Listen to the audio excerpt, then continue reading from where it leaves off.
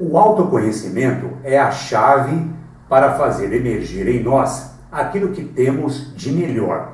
Sem essa bússola, sem dúvida alguma, iremos experimentar um contato cada vez maior com as nossas próprias sombras, impedindo que a nossa parcela de luz possa dar o ar de sua graça e nos inspirar a caminhar com mais segurança e assertividade. Muitas pessoas se envergonham dessas sombras e fazem de tudo para que ela não seja vista pelos outros.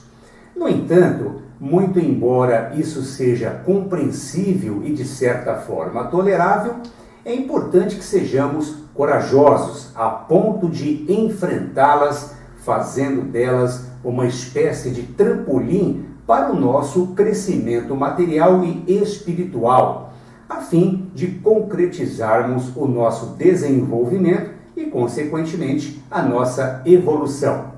É claro que não gostamos e não podemos gostar desse nosso lado sombrio, que todos nós, em maior ou menor grau, possuímos. Ocorre que quanto mais tempo nos demorarmos em assumir esta verdade, mais vamos nos tornando vítimas de nós mesmos e complicando o nosso viver. É preciso romper o quanto antes com esse tipo de relação, pois podemos ser inspirados por processos obsessivos e, entre aspas, irmos começando a gostar desse tipo de comportamento, participando desta simbiose maligna com as forças do mal, que tende a adormecer os nossos sentidos e enfraquecer o nosso lado espiritual. Algumas pessoas desprezam essa realidade, pois enquanto se veem forte, física e mentalmente falando, permitem continuar a se relacionar com as suas predileções menos felizes, ou seja, aquelas que impedem que elas possam, com discernimento, dirigir a própria vida, longe de influências que as impeçam organizar os pensamentos e agirem sob o comando da inteligência e do raciocínio claro. Algumas pessoas, mesmo depois de grande sofrimento, insistem, depois de mais recuperadas, a manterem-se distante do caminho do autoconhecimento, imaginando iludidamente que jamais cairão nas mesmas armadilhas do passado. Lendo engano, pois as sombras que são nossas, muitas vezes, só descansam aguardando o momento certo de voltar a agir. Por essa razão, é fundamental reconhecermos quais são as sombras que alimentam as nossas predileções mais secretas, que impedem o nosso crescimento moral, espiritual e, por que não dizer, material. Elas podem surgir em forma de orgulho, egoísmo, vaidade, maledicência, mentiras, vícios, desprezo com os cuidados necessários a uma boa saúde, autossabotagem, falta de compromisso com a vida e por aí vai. Ou seja, sombras nesta vida é o que não falta. Por isso, cautela e precaução sempre. Entretanto, algumas pessoas insistem em caminhar com essas sombras uma vida inteira, padronizando um tipo de comportamento sombrio e perigoso que acaba, através da nossa sintonia mental, aproximando, criando e alimentando processos obsessivos que instigam ainda mais esse nosso lado e impede que sejamos livres e felizes. Não é possível vivermos livres estando presos a algum tipo de sombra. Por essa razão, precisamos nos estudar e decidir romper com essa relação tóxica que apenas serve para nos diminuir, nos desmoralizar, fazendo com que percamos a credibilidade. Afinal, esse é o preço que se paga por querer viver sobre esse domínio.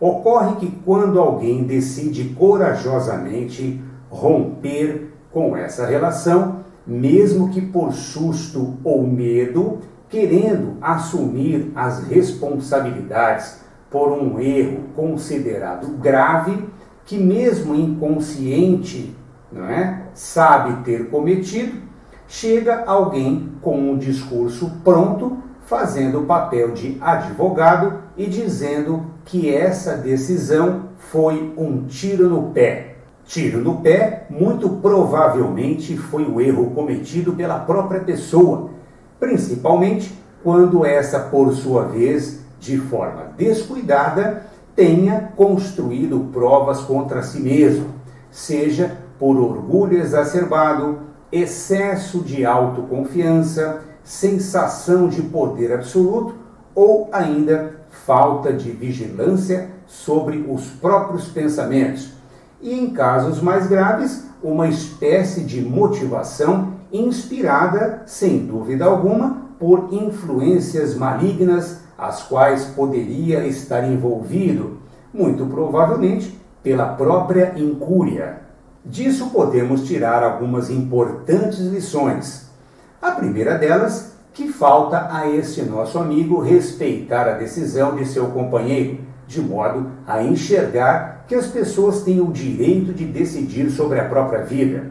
A segunda lição é que não devemos julgar as pessoas, uma vez que somos todos imperfeitos e em constante processo de construção. A terceira lição, e por que não dizer uma reflexão, se de fato queremos ajudar alguém, precisamos primeiro ter a coragem de nos aproximarmos dela de livre e espontânea vontade, sem motivações escusas que visam proteger aos próprios interesses pessoais. Então, o que faz alguém agir como um advogado voluntário ou protetor de almas? Fica aqui essa pergunta. Essa resposta, no entanto, não é fácil. Afinal, o coração dos outros é um mar que ninguém navega. Mas podemos aqui arriscar alguns palpites. Num primeiro momento, decidir acreditar que a pessoa envolvida estivesse passando por algum problema de natureza emocional, psicológica ou até mesmo neurológica.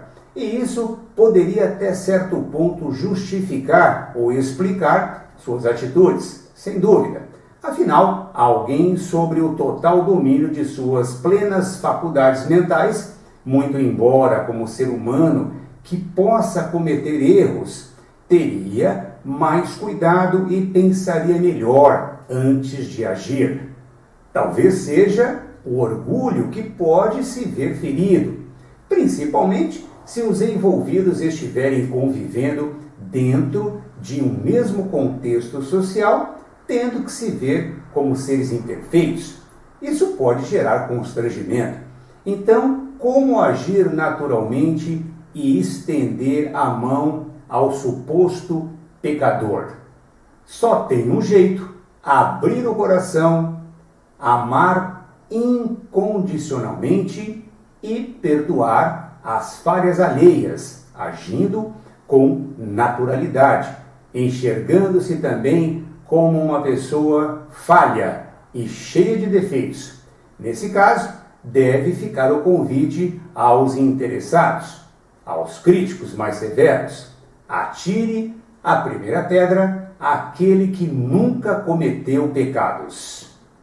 A questão é que, em defesa própria, o orgulhoso irá dizer, mesmo que inconsciente: eu erro sim, mas isso aí eu jamais faria. Ou seja, já está ele lá mais uma vez julgando e condenando aqueles que ele pensa ser melhor. Não somos melhores do que ninguém. Neste mundo, cada qual está em um estágio de entendimento, aprendizado e evolução. No entanto, pregar esse discurso é fácil. O difícil é sentar-se à mesa com aquele que, sobre nosso julgamento, não é digno de nosso convívio. Por essa razão, quando no caso específico alguém percebe que errou e decide rever sua conduta no sentido natural de se proteger, preocupado inclusive em diminuir os danos ao entorno de suas relações, não raro aparece alguém que se apresenta supostamente preocupado com a repercussão dos fatos, mostrando-se totalmente solidário. Nesse sentido, a grande verdade está escondida nos bastidores, porque esse bom samaritano está mesmo tentando reverter um quadro que possa oferecer algum tipo de prejuízo dentro do cenário onde tanto o pecador como ele próprio acabam trafegando, acabam convivendo. E isso, sem dúvida alguma, ofereceria aí um certo tipo de constrangimento. A missão quase impossível nesse caso seria despertar a humildade e abraçar o antigo amigo com o mesmo sentimento. Mas vamos combinar, isso não é para qualquer um. Precisa ser muito racionalista e muito mais ainda cristão. Fica fácil observar essa verdade quando sentimos uma espécie de revolta no interior daquele que se apresentou voluntário.